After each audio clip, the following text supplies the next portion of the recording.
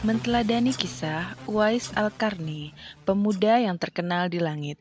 Kisah ini bercerita tentang seorang pemuda bernama Uwais Al-Qarni yang hidup pada zaman Nabi Muhammad SAW.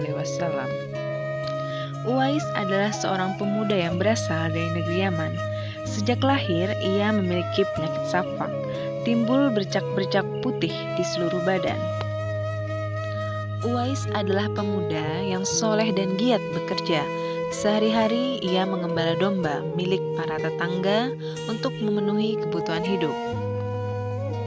Uwais tinggal berdua dengan ibunya yang lumpuh dan buta. Walaupun hidup miskin, Uwais selalu bersyukur dan sangat menyayangi ibunya. Ia selalu berusaha memenuhi permintaan sang ibu. Suatu ketika, ibu Uwais berkata bahwa ibu ingin melaksanakan haji sebelum ibu meninggal. Mendengarkan perkataan ibunya, Uwais ingin mengabulkan permintaan tersebut. Uwais termenung dan berpikir, bagaimana cara hamba membawa ibu hamba yang lumpuh dan buta, sedangkan jarak Yaman ke Mekah sangat jauh. Biasanya orang ke sana dengan menggunakan unta. Seekor domba pun bahkan aku tidak punya, apalagi unta. Uwais terus berpikir dan akhirnya menemukan suatu ide. Keesokan harinya, Uwais menemui pemilik domba dan membeli 1 ekor domba untuk dipelihara. Namun, uangnya hanya cukup untuk membeli 1 ekor domba yang kecil. Setiap hari, Uwais menggendong anak domba itu naik turun bukit.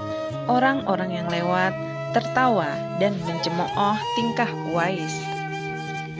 Uwais tidak mendengarkan cemoohan dari orang-orang. Saat ini, yang ada di pikirannya hanyalah ibunya. Lama waktu pun berlalu, dan tibalah pada musim haji. Anak domba Uwais semakin besar, begitu pula Uwais. Badannya semakin kekar dan bertenaga. Berkat latihan setiap hari, beban berat yang dipikulnya tidak terasa lagi. Sekarang, semua orang tahu bahwa yang dilakukan Uwais adalah bentuk pengorbanannya untuk ibu. Uwais menggendong ibunya sambil berjalan kaki dari Yaman ke Mekah. Sesampainya di Mekah, Uwais dan ibunya berdoa. Uwais berdoa, ampunilah dosa ibuku. Ibu Uwais pun berkata, bagaimana dengan dosamu anakku? Uwais pun membalas perkataan ibu dan berkata, dengan terampuninya dosa ibu, maka ibu akan masuk surga. Cukup ridho ibu yang mengantarkanku ke surga. Allah Subhanahu wa Ta'ala mendengar doa Uwais. Seketika itu, penyakit safak yang dideritanya sembuh, hanya tertinggal 1 bulatan putih di telapak tangannya. Sekembalinya dari Mekah, Uwais meminta izin kepada ibunya untuk pergi ke Madinah. Uwais sangat ingin bertemu dengan Nabi Muhammad SAW. Ibunya pun mengizinkan. Sesampainya di rumah Nabi Muhammad SAW, Uwais menemukan bahwa Nabi tidak berada di rumah karena Nabi Muhammad SAW sedang berperang dan belum tahu kapan akan kembali. Karena bayangan sang ibu muncul di benaknya, akhirnya daripada menunggu, maka Uwais kembali ke Yaman. Walaupun rasa haru dan sedih, karena di satu sisi Uwais sangat ingin bertemu dengan Nabi Muhammad SAW, namun di sisi lain ia sangat mengkhawatirkan ibunya. Setelah Nabi Muhammad pulang, istri beliau menceritakan tentang pemuda yang mencari beliau. Nabi mengatakan bahwa Uwais adalah pemuda yang sangat taat kepada ibunya. Karena ketaatannya kepada ibunya, nama Uwais sangat terkenal di kalangan penduduk langit. Saat Nabi Muhammad SAW berbincang-bincang dengan Umar bin Khattab dan Ali bin Abi Thalib, beliau menceritakan tentang sosok Uwais.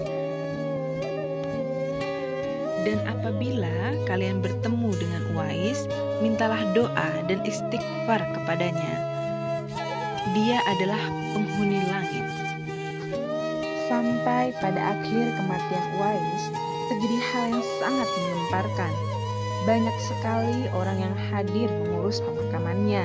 Orang-orang itu adalah penduduk langit yang dikirim Allah Subhanahu wa Ta'ala.